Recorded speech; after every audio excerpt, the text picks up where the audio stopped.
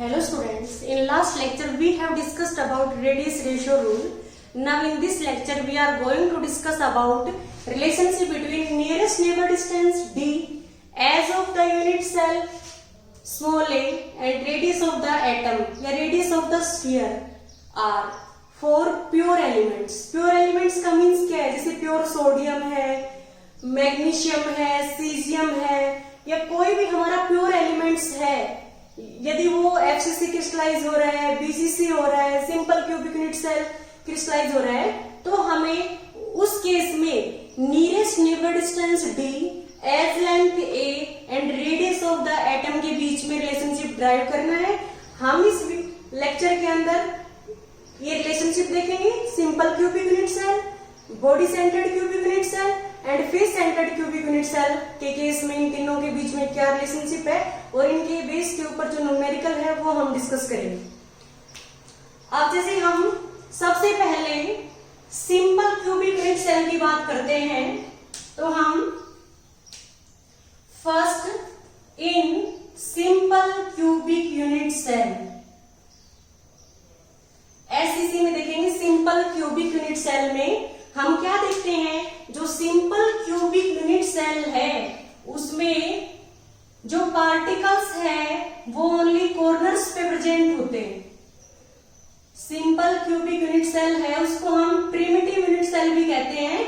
उसमें पार्टिकल्स है only corners पे प्रेजेंट होते हैं. हमने पढ़ा है लास्ट लेक्चर में कि जो पार्टिकल्स कॉर्नर पे प्रेजेंट होते हैं वो एज ए पॉइंट प्रेजेंट नहीं होते, एज ए स्फीयर प्रेजेंट होते हैं और वो मैक्सिमम स्पेस को ऑक्यूपाई कर लेंगे. तो हम क्या देखते हैं, जो हमारी सिंपल क्यूबिक यूनिट सेल है, मान लो ये हमारे टू कॉर्नर है, इस पे कोई पार्टिकल प्रेजेंट है, वो किस अरेंजमेंट में है, हमारा यहाँ पे किस फॉर्म में प्रेजेंट है, स्फीयर की फॉर्म में. अब हम जैसे ये फ्रंट वाली फेस ले रहे हैं तो इस कॉर्नर पे जो पार्टिकल प्रेजेंट है वो इसको टच करेगा और ऐसे ही इस कॉर्नर पे जो पार्टिकल प्रेजेंट है वो इसको ऐसे टच करेगा. तो हम क्या देख रहे हैं कि जो पार्टिकल्स है वो एज ए स्फीयर प्रेजेंट है. तो हम क्या देख रहे हैं, जैसे हमने ये यहाँ पे ए बी मान लिया, ये हमारा ए पॉइंट है, ये बी है, ये मैंने सी मान लिया और ये डी है. तो आप ये देखोगे सिंपल क्यूबिक यूनिट सेल में हमने ये देखा है कि चाहे कोई भी यूनिट सेल हो, जो भी एज लेंथ है यूनिट सेल की सारी एज लेंथ किसके इक्वल है, स्मॉल ए के.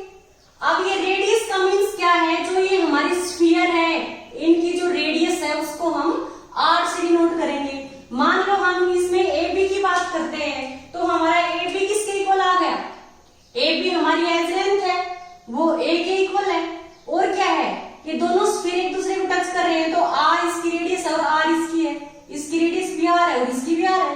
तो यहाँ से ए किसके इक्वल आ गया, हमारा 2r के इक्वल आ गया. तो ये तो हमें पता है कि रेडियस क्या है, जो स्फीयर की रेडियस है वो रेडियस हो गई. एज लेंथ क्या है, इस यूनिट सेल की जितनी भी एज है उनकी जो लेंथ है वो एज लेंथ हो गई, ए से डिनोट कर दिया. अब डी क्या है, डी का मीन्स क्या है कि हमारी कोई भी टाइप की यूनिट सेल है उसमें जो नियरेस्ट स्फीयर है, जो टू स्फीयर सबसे क्लोज है, उनके बीच की जो डिस्टेंस है, उनके सेंटर्स के बीच की डिस्टेंस है वो हमारी क्या होती है, डी. डी का means nearest neighbour distance. Means किसी भी अरेंजमेंट में जो सबसे क्लोज स्फीयर है, जो एक दूसरे को टच कर रहे हैं, उनके सेंटर्स के बीच की डिस्टेंस को हम क्या कहेंगे, डी.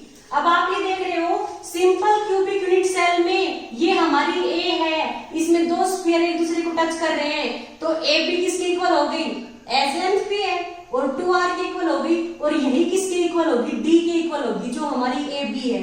क्योंकि जो एससीसी में पार्टिकल्स कॉर्नर पे प्रेजेंट है तो ये जो कॉर्नर पे स्फीयर है ये एक दूसरे को टच कर रहे हैं सिंपल क्यूबिक यूनिट सेल में, तो सबसे क्लोज स्फीयर यही हो गए.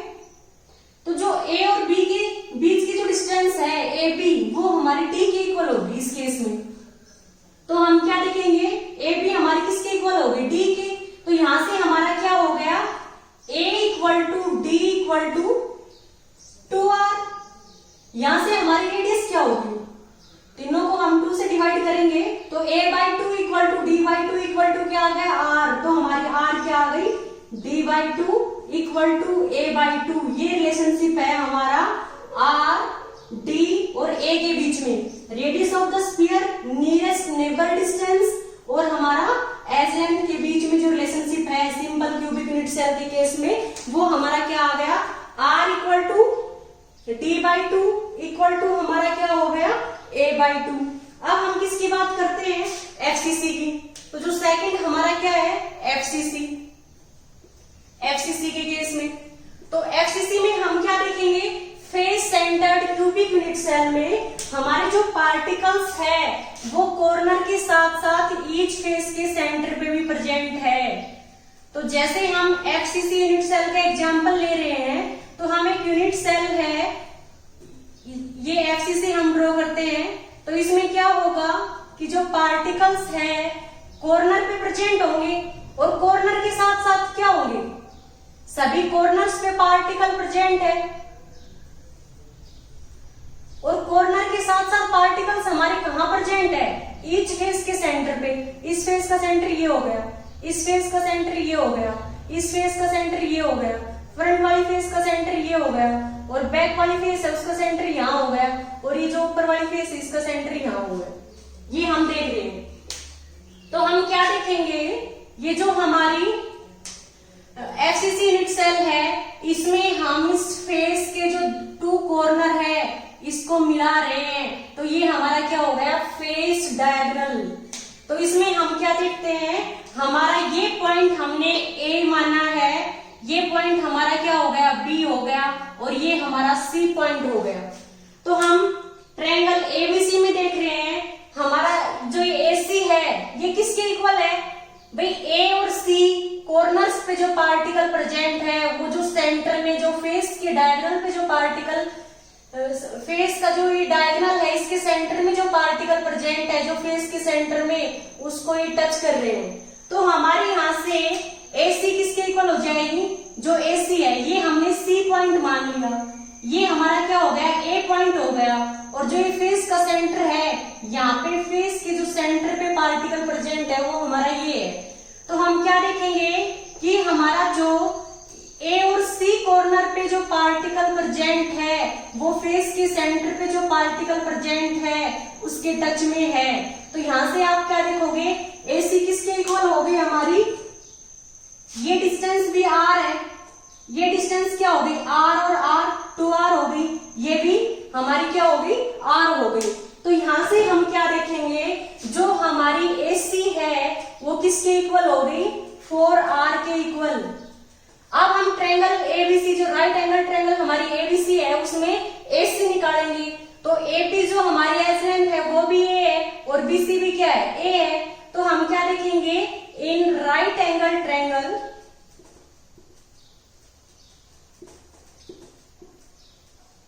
हमारी क्या है ABC, उसमें AC का स्क्वायर किसके इक्वल होगा, अप्लाइंग पाइथागोरस थ्योरम, AC का स्क्वायर किसके इक्वल होगा, AB का स्क्वायर प्लस BC का स्क्वायर। तो AB का स्क्वायर प्लस क्या हो गया, BC का स्क्वायर। अब हम देख रहे हैं AC हमारा क्या आएगा, रूट AB का स्क्वायर प्लस BC का स्क्वायर। AB भी हमारा A है और BC भी A है, तो यहाँ से हम क्या निकालेंगे, A square plus A square. तो यहाँ से हमारा A square plus A square क्या हो गया, 2A स्क्वायर का रूट हो गया, स्क्वायर से रूट कैंसिल हो गया तो रूट 2A आ गया। तो AC हमारा किसके इक्वल आ गया, रूट 2A के इक्वल। और हमारा AC किसके इक्वल है, 4R के इक्वल। तो हम क्या देख रहे हैं कि जो AC है हमारा वो 4R इक्वल टू क्या हो गया, रूट 2A। तो यहां से हम देखेंगे 4R इक्वल टू क्या हो गया, रूट 2A। तो यहां से R किसके इक्वल हो गया, रूट 2A/4। 4 को हम क्या लिख सकते हैं, 2 इंटू 2, और जो 8 2 है उसको हम रूट 2 इंटू रूट 2 लिख सकते हैं। तो हम क्या लिखेंगे, रूट 2A क्या हो गया, एक तो 2 इंटू जो 2 है उसको हमने रूट 2 मल्टीप्लाइड में क्या हो गया, रूट 2। रूट 2 से रूट 2 कैंसिल हो गया तो R किसके इक्वल आ गया, A/2 रूट 2। ये तो हमारी रेडियस और एज लेंथ के बीच में रिलेशनशिप आ गया। अब हमें देखना है जो D है वो हमारी क्या है, ये जो दो स्फीयर है, ये जो दो स्फीयर है, क्योंकि हम ये देख रहे हैं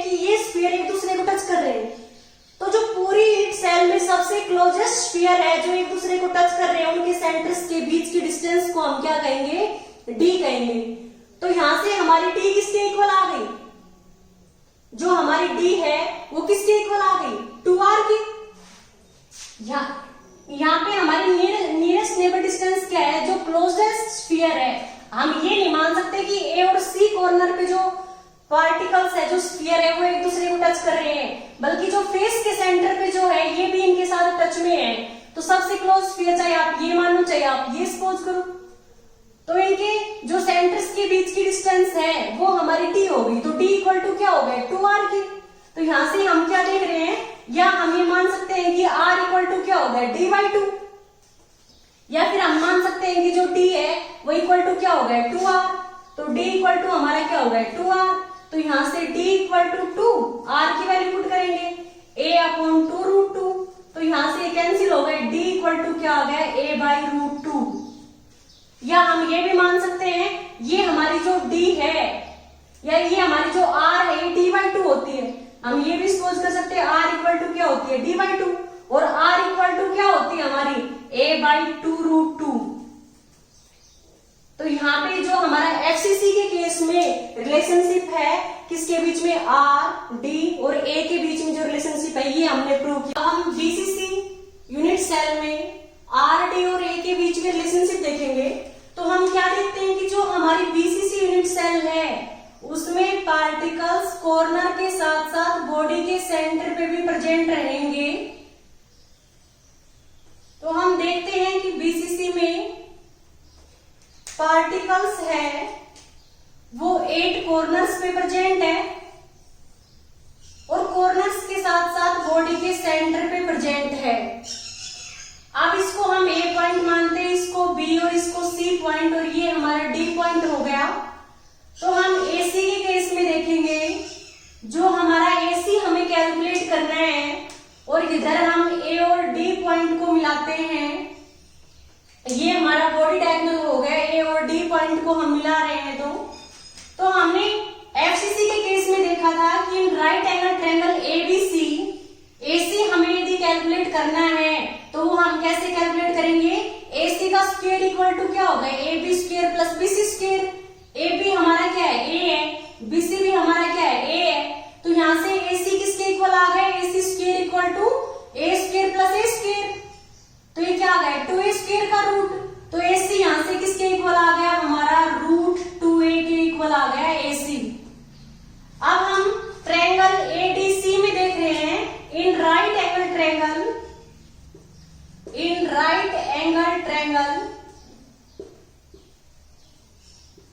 हमारा जो AD का स्क्वायर है किसके इक्वल होगा, AC square plus CD square. तो AD स्क्वायर इक्वल टू क्या हो गया, AC square plus CD square. यहां से AD हमारा किसके इक्वल आ गया, √AC square plus CD square. AC हमारा किसके इक्वल है, √2A के। तो √2A का स्क्वायर प्लस CD हमारी एज लेंथ है किसके इक्वल है, A के, प्लस क्या हो गया, A का स्क्वायर। तो यहां से ये कैंसिल हो गया। तो 2A square plus A square किसके इक्वल आ गया, भाई रूट से हमारा स्क्वायर कैंसिल हो गया। तो 2A square plus A square किसके इक्वल आ गया, 3A स्क्वायर के। तो यहां से स्क्वायर से रूट कैंसिल हो गया, तो हमारा AD किसके इक्वल आ गया, √3A के। ये हमारी इक्वेशन फर्स्ट आ गई। अब ऐसे ही हम AD देखेंगे, AD और R के बीच में क्या रिलेशनशिप है। तो जैसे हमारा ये AD है बॉडी डायगोनल, तो बॉडी के सेंटर पे भी पार्टिकल प्रेजेंट है क्योंकि हम बीसीसी अरेंजमेंट की बात कर रहे हैं। और हमारा जो डी पॉइंट है, जो डी कॉर्नर है, उस पे भी स्फीयर प्रेजेंट है और ए पे भी। तो जो हमारे ए और डी कॉर्नर पे जो पार्टिकल प्रेजेंट है एज ए स्फीयर, वो किसके साथ टच में है, जो बॉडी डायगोनल पे स्फीयर प्रेजेंट है उसके साथ टच में है। तो हम क्या देखते हैं कि हमारा जो AD है वो किसके इक्वल आ गया, R के, और यहाँ भी R और R के इक्वल आ गया। तो यहां से क्या हो गया, हमारा AD है वो किसके इक्वल आ गया, 4R के।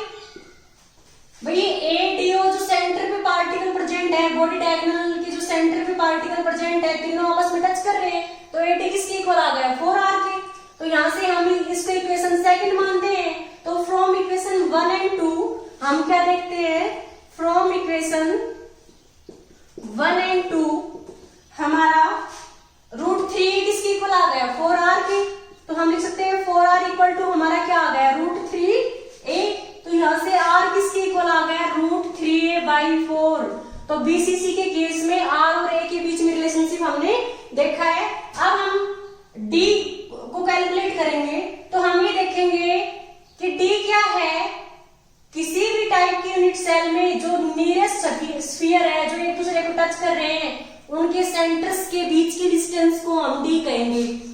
तो जो बॉडी डायगोनल पे हमारा स्फीयर प्रेजेंट है और एक कॉर्नर पे चाहे d और बॉडी डायगोनल के सेंटर पे जो पार्टिकल प्रेजेंट है, चाहे आप इस डिस्टेंस को लो चाहे आप इस डिस्टेंस को लो, ये नियरेस्ट नेबर डिस्टेंस हो गई कि किसी भी टाइप के अरेंजमेंट में जो सबसे क्लोज स्फीयर है उनके सेंटर्स के बीच की डिस्टेंस को हम d कहेंगे। तो यहाँ से ये हमारी डिस्टेंस कितनी हो गई d हो गई। तो d किसके इक्वल आ गया, यहाँ से d इक्वल टू 2r के, तो r इक्वल टू हमारा क्या आ गया d/2, और r किसके इक्वल है √3a/4 के, तो r equal to d/2 equal to √3a/4। हम ऐसे भी कैलकुलेट कर सकते हैं कि हमारा d किसके इक्वल आ गया 2r के, तो यहां से d इक्वल टू क्या आ गया 2, r कितना है √3a/4, तो यहां से 2 2 4 हो गए, तो d इक्वल टू क्या आ गया √3a/2।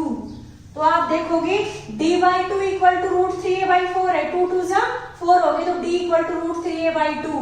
तो हम देखेंगे बीसीसी के केस में r, d और a के बीच में जो रिलेशनशिप है वो क्या है, r equal to d/2 equal to √3a/4। अब हम शॉर्ट में इन तीनों का फॉर्मूला देखेंगे कि तीनों केस में simple cubic unit cell, BCC and FCC के केस में r, d और a के बीच में क्या रिलेशनशिप है, और उसके ऊपर जो बेस न्यूमेरिकल है वो हम डिस्कस करेंगे। तो अब हम देखते हैं in simple cubic unit cell, second है हमारा इन एफसीसी और थर्ड है इन बीसीसी।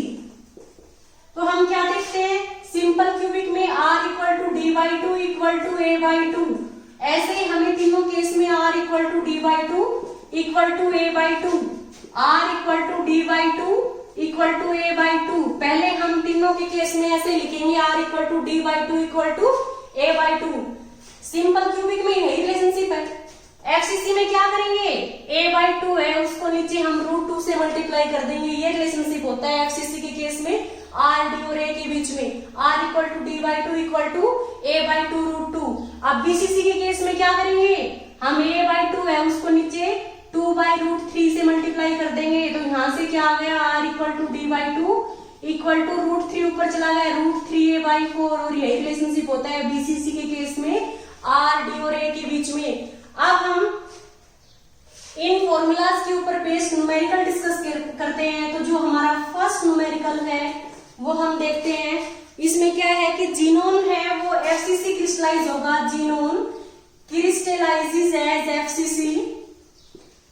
एफसीसी क्रिस्टलाइज होता है, और जो उसकी एज लेंथ है, the edge of unit cell is 620 picometre.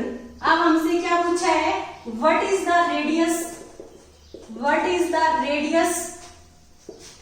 And nearest neighbour distance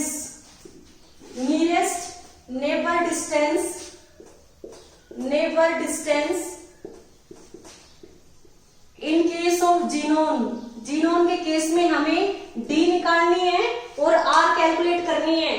तो हम कैसे कैलकुलेट करेंगे वो आप देखो। जैसे हमें गिवन है कि जीनोन क्रिस्टलाइजेज एज एफसीसी, तो हमें पता है कि एफसीसी में r, d और a के बीच में रिलेशनशिप क्या होता है, r equal to d/2 equal to a/2 √2, ये हमारा रिलेशनशिप होता है। अब हमें a गिवन है, r कैलकुलेट करना है, तो r इक्वल टू क्या आ गया, a हमें गिवन है 620 पिकोमीटर, ये एज लेंथ है 620, डिवाइड बाय क्या होगा 2 √2, तो यहां से 620 डिवाइड बाय 2, तो ये कितना आ गया हमारा 310, तो 310 और √2 क्या होता है 1.414। जब हम इसको सोल्व करेंगे तो हमारा आंसर आएगा 219.25 पिकोमीटर। अब हमें डी कैलकुलेट करना है। हमें ये पता है कि डी हमारा क्या होता है इक्वल टू 2r, तो हम निकालेंगे यहां से हमारा जो डी है, क्योंकि r इक्वल टू d/2 होता है, r इक्वल टू हमारा क्या होता है d/2, और यहाँ पे d हमारा क्या हो जाएगा, हमें d कैलकुलेट करना है, तो d इक्वल टू क्या होगा 2r के। तो यहाँ 2 और r की वैल्यू क्या आई है 219.25, तो ये हमारा क्या आ गया, इसको हम सोल्व करेंगे तो हमारा 438.5 पिकोमीटर, ये हमारी D की वैल्यू आ गई। तो हमने R और D कैलकुलेट किया है इस केस में। जब जीनोम क्रिस्टलाइजेज एज FCC हो रहा है तो हमें क्या गिवन है, एज लेंथ गिवन है, R कुछ है, तो R इक्वल टू क्या होता है a/2√2। a कितना है 620/2√2, तो इसको हम सोल्व करेंगे कितना आ गया 219.25। अब हमें पता है r इक्वल टू d/2 होता है, तो d कैलकुलेट करना है, इक्वल टू क्या होगा 2r के, तो d इक्वल टू 2r, हमारी वैल्यू क्या आ गई 438.5 पिकोमीटर। ओके स्टूडेंट्स, यदि आपको इस लेक्चर में कोई भी डाउट हो तो प्लीज आप हमें कमेंट बॉक्स में कमेंट कीजिएगा, हम उसका सॉल्यूशन पोस्ट करेंगे। Thank you students.